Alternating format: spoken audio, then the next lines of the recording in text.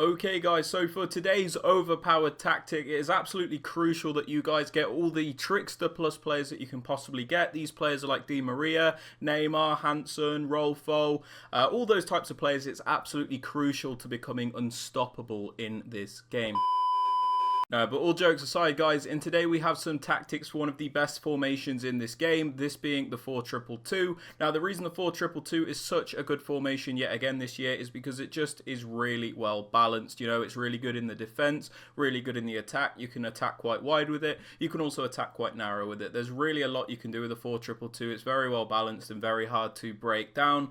So yeah, let's get right into it, guys. If you guys want coins for FC24, make sure you check out MMOEXP.com. Their link is down in the description. They're very fast, they're very cheap, they're very reliable, and if you use my code Rema, you can get yourself a lovely 5% discount. Alright then guys, so starting off with the custom tactics for the defensive style, we have this on balance. Now the reason we have this on balanced is because it gives you the best control over your defense. So when you want to press your opponent, you're able to do that, and then when you want to be a little bit more passive and drop back, you can also do that. We also don't need to use any pressure tactics because of something that we'll get onto in a moment, but you know, just use balance for now because there are other ways to press which we will discuss.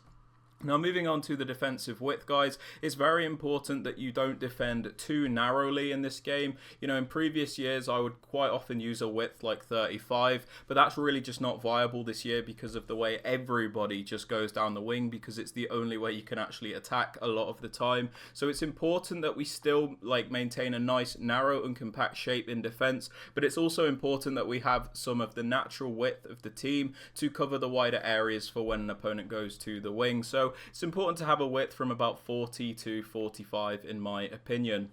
Now moving on to the depth, guys, this is the thing I was on about when it came to the pressure. So like I said, you want to use the defensive style on balance, but on the new gen versions of the game, if you have your depth on 71 or higher, you will actually get this automatic pressure from the AI. You'll also get an automatic overload of the ball side. Now this tactic is absolutely broken, you know, it really does need to be fixed, but at this point everybody is using it because it is just that good. Basically the AI will completely defend for you. It'll break your opponent's attacking AI and there's just nothing they can do about it. Unlike pressure tactics as well, you also get a minimal stamina drain, so you can basically press all game without losing any extra stamina. So yeah, this is wild. If you are on the old gen versions of the game though, just lower this to like 60 and you will be fine. Now moving on to build-up play, guys, we have this on balanced. This is because I find it to be the most varied and controlled form of build-up. When you have this on balance, you can pick and choose when and where you use each form of build-up. So if you want to build up slowly, you can, and then when you want to speed it up and build up a little bit faster, you can also do that. So balanced allows you to pick and choose when and where you use each form of build-up. Now moving on to chance creation, guys, I've got a lot of hate about this, to be honest, but it's very important to use direct passing. It's not something I particularly want to use, it's just something you actually have to use in the new gen version of the game. Direct passing is the only setting which will actually make your attackers move in a way where you can actually create chances against Park the Bus. So it is a really necessary option. It's also the only one where your attackers will actually make more dynamic movements because honestly other settings are just awful in this game. Now moving on to the attacking width, guys, because the 4-2-2 is one of like the wider, more narrow formations, if that makes sense. It's like it's a narrow formation, but it's also got width to it with the 4 attackers. So you don't want to have like a crazy narrow width because your players are just like too close together, and you also don't want to have a crazy high width because then it becomes too much like a 4-2-4. So 52 width has just been really good for me. You know, I've had to add that extra width to get into the wider areas because, like I said, it's actually the only way to score. Now moving on to players in box, guys, I've actually upped this to 7. This is so we can get as many players into the box as possible to help us combat the Park the Bus players. You do become a little bit more prone to counter attacks, but I feel like it's worth it at this point because you do need to actually create chances to win anyway. As for the corners and free kicks, guys, I have these both on 2. This is so I can cross the ball if I want from the set piece, but I can also play it short. So yeah, do whatever you want with that. Sorry to interrupt the video, guys, but I have noticed around 90% of you that watch the content content and not subscribed. So if you are finding any of these videos helpful, please be sure to hit that subscribe button, as it does help me out massively. Also, don't forget to drop the video a like as well. And with all that aside, guys, let's get back to the video. Now, for the player instructions, guys, on both of the strikers, I have them on stay central and get in behind.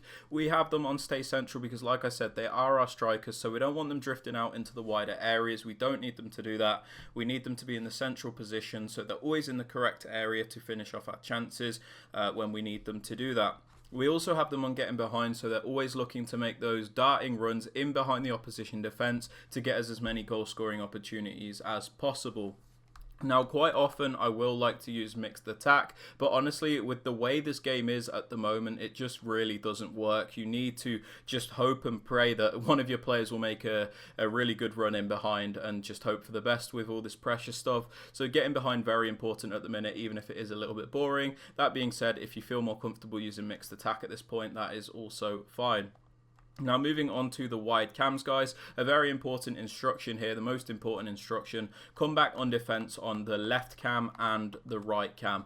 Now, the reason this is important is because it will actually make this team defend in a 4-4-2 shape. Now, this is super important because the 4-4-2 is probably the best defensive shape in the game. If you look at the 4-2-2, the way it is, you'll see there's gaps next to the two CDMs. This is space which your opponent would be able to attack if you didn't have these players on comeback on defense. When you put these players on comeback on defense, they'll sit nice and tight next to the two CDMs, blocking out that space. So you're going to have both the narrow areas and the wide areas covered simultaneously, making it very difficult for your opponent to break through you.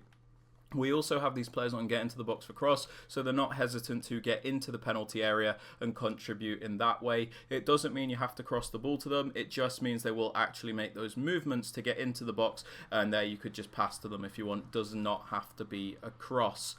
Moving on to the left CDM, guys, I do use a more defensive minded player here. So on this player, the more defensive one, because it is important to have at least one defensive minded midfielder, we have him on stay back, cut passing lanes and cover centre. Now, we have him on stay back because, like I said, this is a more defensive minded player. We don't want him going forward, we want him staying back, we want him adding that security to the team, and we also have him on the cut passing lanes instruction, so he's always looking to break up the play and intercept those passes to help us regain possession. I didn't use this at the start of the year, but the more I'm playing against these top people in the higher divisions, the more necessary it's becoming, because you just have to block out these passes. We also have him on cover centre, so he does defend those central areas as opposed to covering the wing. Now, moving on to the right CDM, guys, I do suggest using like a more box-to-box style player, and the reason I suggest this is because it helps you transition from the defense to the attack. If you just have two defensive-minded midfielders in the CDM spots, you'll basically have just like 6 defenders and then 4 attackers. There's no transition from the defense to the attack, but if you have like a box-to-box CDM player in the right CDM spot, or even in the left CDM spot, you have that transitional player which can run from the defense to the attack to help link up the play. So I really like that. And on this player, we have the default settings, so he's not just restricted to defending all the time. And the important thing is that we have him on cover center. So like the left CDM, he covers those central areas.